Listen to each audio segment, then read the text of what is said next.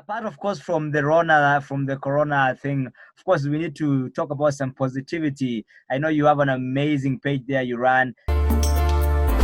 This is Heart Qissa. With a story you don't want to miss out. Tell me, how is it going in your platform? I would say that was affected as well, because obviously dedicating more work to this and being more concerned with this and not being able to travel at all has been difficult, let's say. And I've actually put some videos out. They had filmed in Turkey, but then I noticed, because everyone's so stressed with coronavirus, if your video doesn't cover that subject, actually you get almost no views. Yeah, which true, cut true. down a little bit, because I know how much it worked and I really think they were quite good. Yeah. So what I did is I'm now working on one which isn't ready yet, because I still need to film most of it. At least I've got the script ready. All right. And it's going to be called COVID Positive. Catchy COVID title, positive. I know. Yeah, catchy title, I know. But it's actually just about the good things that have happened since this started. Because I personally am sick to hear about any more bad news about the virus. True, everybody else is. So I think I watched like a small video about Cappadocia in the beautiful balloons, colorful. Oh yeah, yeah. Wish I was back there now. I know, right? Maybe I should just be out there traveling everywhere and doing stories. So I remember the last time we talked, you'd given me a list of countries. Your wife and yourself, you had an itinerary. You had planned to travel to several countries. Oh, yeah. Was it even Morocco? You were to come to Morocco. Yeah. So I'm still hopeful I'll get to see that one this year. And Portugal, I'm still hoping I can get that in September as well. Mm-hmm. Well, ever optimistic. And then I've got Spain and Turkey in July and June.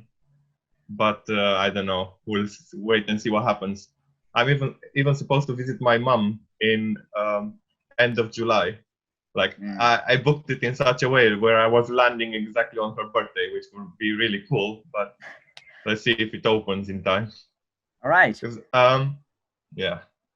So apparently, for people who travel around and doing stories and documenting stories of humans and everything, they're really being affected, just like you're saying that.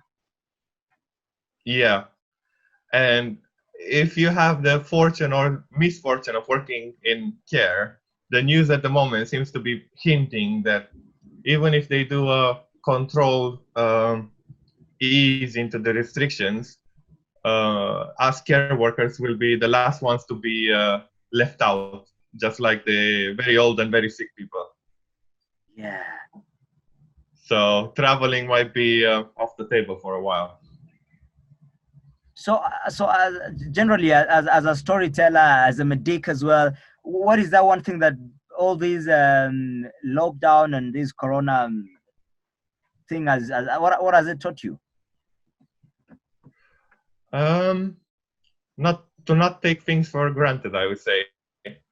And I think this is a good exercise for people who view refugees as a problem, because it gets you thinking, maybe this is how they're feeling as well. And then you have to the war that they're running from, as in where they have no freedom and can't really do much about their situation. And they want to be free, they want to be somewhere where they can live their lives, but they're stuck just like we are at the moment. True. And also, if you're in quarantine, you're obviously either working in an essential role or you're stuck at home. Yeah. You should be using your time. Like, I know you're going to waste some anyway. We all do, let's be honest. Yeah. More than we should. But I would say I've started trying to learn some dance moves, which also hopefully helping me to lose some weight. Come up again, somewhat. Dance moves. Oh, dance move, okay. Yeah. I'm trying to learn how to shuffle, as silly as that is. And then I'm also trying to learn Spanish at the moment. Mm-hmm. So hopefully that'll help me in my travels later on. Yeah. That's my hope anyway. Mm-hmm. One thing that is interesting, I mean, I remember the first time we became friends, and you told me that you were a medic. Then again, you were here. I was looking at some of your videos. You traveled. You did some charity. Was it Philippines? Yeah, it was in the In the Philippines. Philippines, yeah. And here you're a And medic. I mean, what informed that decision as a medic? You were like, come on, I want to buy a camera. I want to go out and tell people stories. um, so I actually got inspired by Nas Daily from his videos. Hmm. And after that, I've seen other people that were his fans that were doing videos.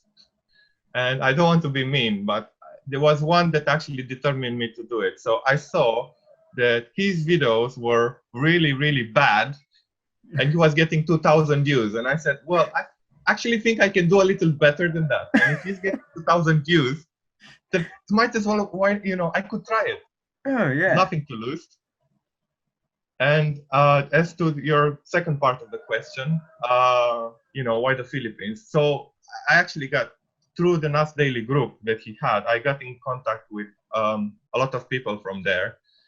And then I saw, well, Nas has done an event there, and then other people have done. And I looked into it. I said, well, how much would it actually be? So, if you actually just got them a basic burger, which I didn't really want to do, but, just looking at the minimum, that'd be just, 200 pounds, which for some countries is a lot. But here, I suppose it'd be, if you work maybe 3-4 days, you could get that. You know what I mean? Yeah. And then I said, well, what if instead of just doing it by myself, I organize like a charity raising, and then I say, look, I will match everything you donate up to 250 pounds.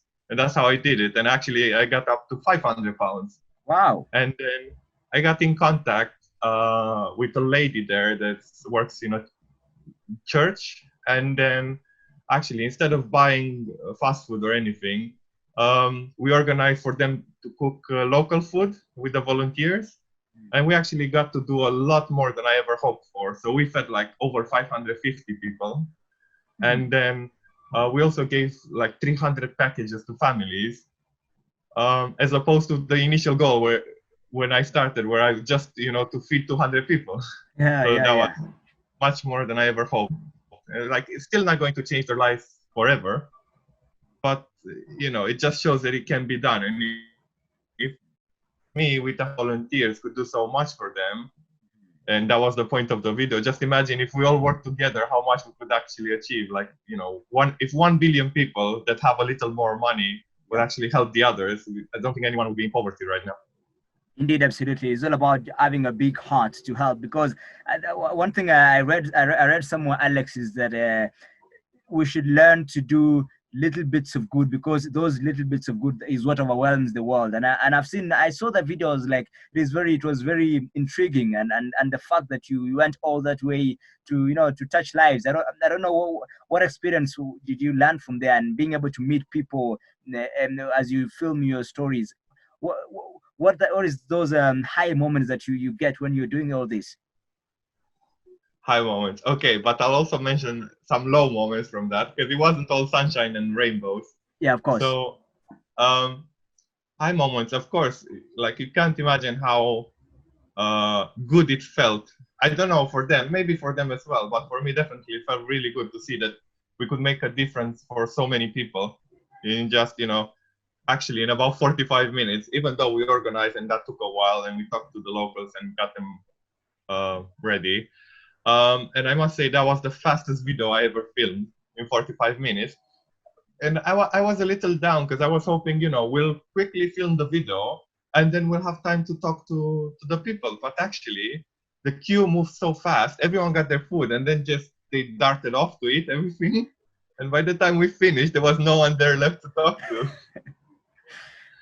And that's one part. And then actually, with all these volunteers and everything, we had to change the dates, because there was someone who promised they would help as well, but she said it couldn't help on the day, so I changed it.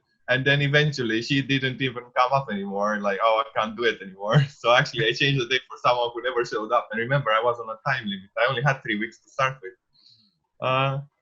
So yeah, it's definitely shows you that working with volunteers can be quite difficult, and you need to be ready that things will not go your way. Indeed, So you need because again, I think what is happening now with this old digital space that we have at our disposal is somebody can watch like a 10-minute story you've documented somewhere, but you know it is very easy to just like look at that and see how amazing it is, give some very uh, good remarks about it, but really there is what it takes behind the scenes to put all that together, the challenges, the ups and downs and all that. Oh yes, and that's exactly why, because I mentioned Nas before, when he came to London, is where I actually met him in person. Is Oh, you why I met wanted. Nas, man. Oh my I goodness. did, I You did, met Nas. and then I'm actually part of two of his videos. Hmm. Oh, I And think that is why I think that is why we became friends. I think because Nas, I follow that guy religiously. Go on. yeah, yeah, and I followed him on after the meetup with everyone that he had on another day where he was actually filming in a park in London. And it was a really good experience to see everything that happens behind the scenes, just like you said.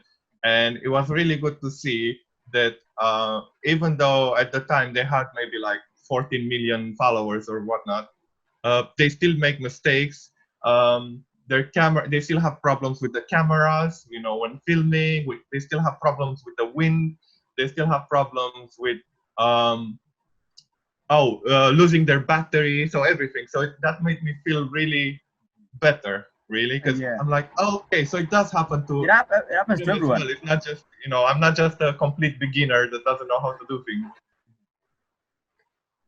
So yeah, and then of course all the planning for like, because he was doing 1 minute videos, so it took him almost half a day to do that. And for Wow. me as well, it probably takes me even more, and especially with editing. Like I know for sure now that editing for a 3 minute video, I'm just need like an hour and a half just for the subtitles. Wow, wow. As we remain hopeful that we're gonna pull through this and get our normal lives back.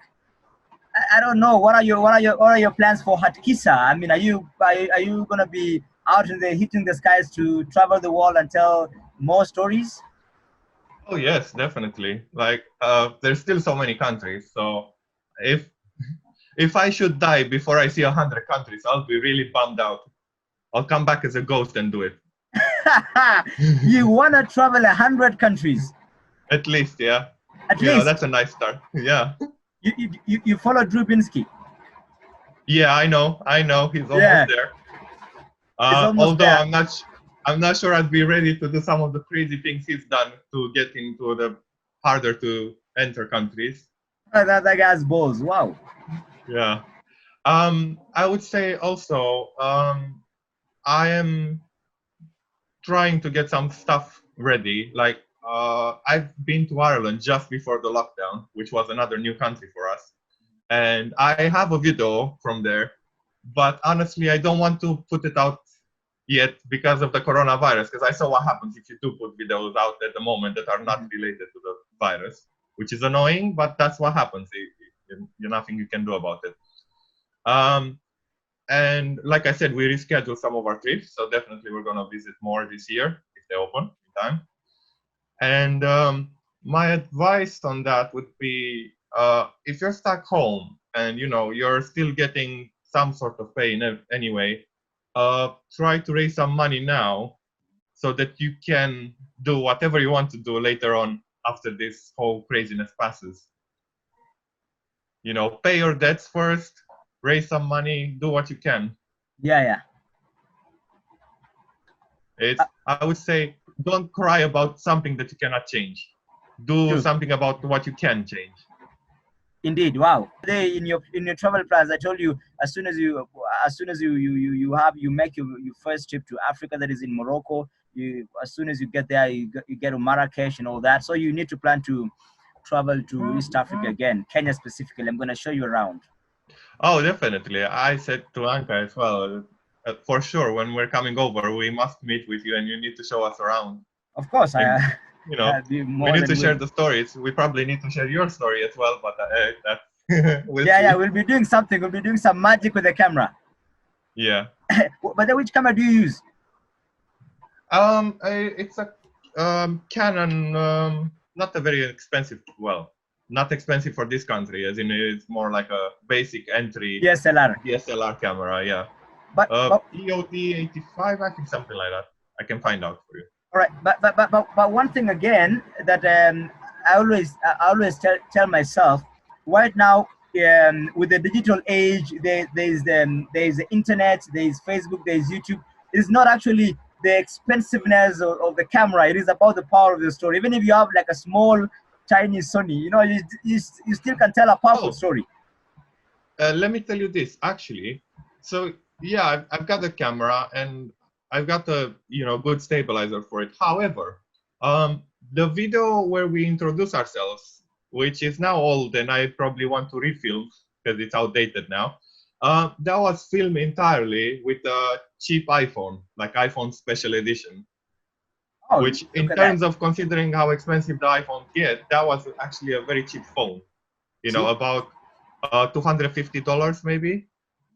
I know it depends where you live, but compared to the $1,000 phone, it's of course, cheaper. 250 is cheaper. Yeah, of course, yeah, very cheap. Yeah.